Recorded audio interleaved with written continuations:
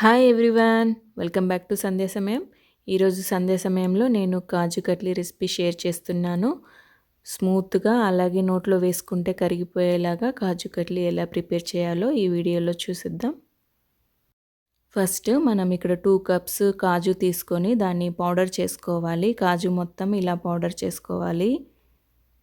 మిక్సీలో pulse mode use చేసుకుంటే సరిపోతుంది. మనము ఓవర్గా గ్రైండ్ చేయాల్సిన అవసరం ఉండదు. ఓవర్గా గ్రైండ్ చేస్తే కాజు నుంచి ఆయిల్ రిలీజ్ అయిపోయి కాజు టెక్స్చర్ అంతా చేంజ్ అయిపోతుంది. అందుకని గ్రైండ్ చేసేటప్పుడు జాగ్రత్తగా చూసుకొని చేసుకోవాలి. ఇలా కాజునంతా కూడా మనం పౌడర్ చేసి పెట్టేసుకోవాలి.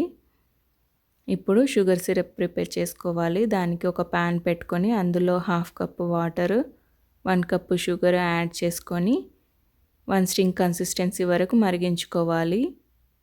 ఇప్పుడు మనం ఫస్ట్ ప్రిపేర్ చేసుకున్న కాజు పౌడర్ ఉంది కదా, దాంట్లోకి మిల్క్ పౌడర్ యాడ్ చేస్తున్నాము. ఇక్కడ 1.5 table spoon milk powder add చేశాను. మీ దగ్గర మిల్క్ పౌడర్ లేకపోతే మీరు నార్మల్ మిల్క్ కూడా యాడ్ చేసుకోవచ్చు. ఇలా స్పూన్తో షుగర్ సిరప్ డ్రాప్ చేసినప్పుడు లాస్ట్ పడే డ్రాప్ స్ట్రింగ్లా పడుతుంది. అప్పుడు మన షుగర్ సిరప్ రెడీ అయిపోయినట్టు. ఇప్పుడు ఇందులోకి మనం ఫస్ట్ తీసి పెట్టుకున్న పౌడర్ని అంతా వేసుకొని యాడ్ చేసుకోవాలి. ఇలా కొంచెం కొంచెంగా వేసుకుంటూ ఉండలు లేకుండా మిక్స్ చేసుకోవాలి. ఈ ప్రాసెస్ అంతా కూడా మనం లో ఫ్లేమ్లోనే చేసుకోవాలి.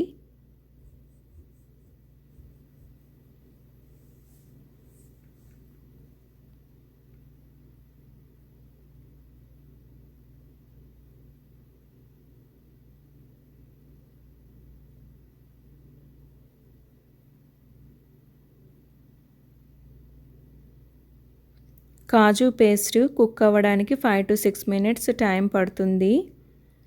ఇది 5 to 6 మినిట్స్ కుక్ అయిన తర్వాత ప్యాన్ నుంచి సపరేట్ అవ్వడం స్టార్ట్ అవుతుంది. ఇక్కడ చూస్తున్నారు కదా, ప్యాన్ నుంచి సపరేట్ అవుతుంది కాజు పేస్ట్. ఈ టైంలో మనము 1 టీ స్పూన్ దీంట్లోకి నెయ్యిని యాడ్ చేసుకోవాలి. ఈ నెయ్యిని వేసిన తర్వాత మీరు కావాలనుకుంటే యాలకుల పౌడర్ వేసుకోవచ్చు. నేను ఇక్కడ వేయడం లేదు. ఇది నెయ్యి వేసిన తర్వాత 2 to 3 మినిట్స్ కుక్ చేసుకుంటే సరిపోతుంది. ఇది అయిందా లేదా అని చెక్ చేసుకోవడానికి మనం స్మాల్ అమౌంట్ తీసుకొని ఇలా బాల్ చేసుకుంటే బాల్ మన ఫింగర్స్కి స్టిక్ అవ్వకుండా ఉంటే రెడీ అయిపోయినట్టే. ఇప్పుడు స్టవ్ ఆఫ్ చేసుకొని ఒక పార్చ్మెంట్ పేపర్ తీసుకొని దానికి నెయ్యిని అప్లై చేసి మనం కాజు పేస్ట్ని వేసుకోవాలి. ఒక 1 to 2 మినిట్స్ ఆగిన తర్వాత మనం కాజు పేస్ట్ని ఇలా నీట్ చేసుకోవాలి. ఇది మనకి ఇంకా వేడిగానే ఉంటుంది కాబట్టి మనం పార్చ్మెంట్ పేపర్ హెల్ప్ తీసుకొని ఇలా నీట్ చేస్తున్నాము. ఇలా నీట్ చేయడం వల్ల కాజు కట్లీ చాలా స్మూత్గా వస్తుంది. అందుకని ఈ స్టెప్ని మిస్ కాకుండా చేసుకోవాలి.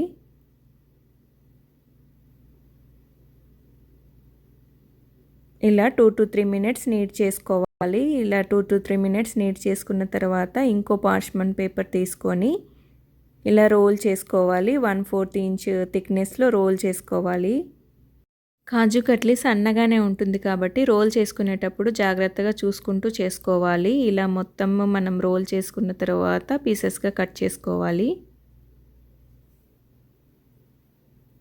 ఇక్కడ అన్ని పీసెస్ అన్నీ కూడా మనం డైమండ్ షేప్లో కట్ చేసుకుంటున్నాము. చూస్తున్నారు కదా, కాజు కట్లీ చాలా నీట్గా స్మూత్గా వచ్చింది. మీరు కూడా ఈ రెసిపీని తప్పకుండా ట్రై చేయండి. మీకు ఈ రెసిపీ నచ్చితే తప్పకుండా లైక్ చేయండి. అలాగే మరిన్ని వీడియోస్ కోసం నా ఛానల్ని సబ్స్క్రైబ్ చేయండి. Thanks for watching.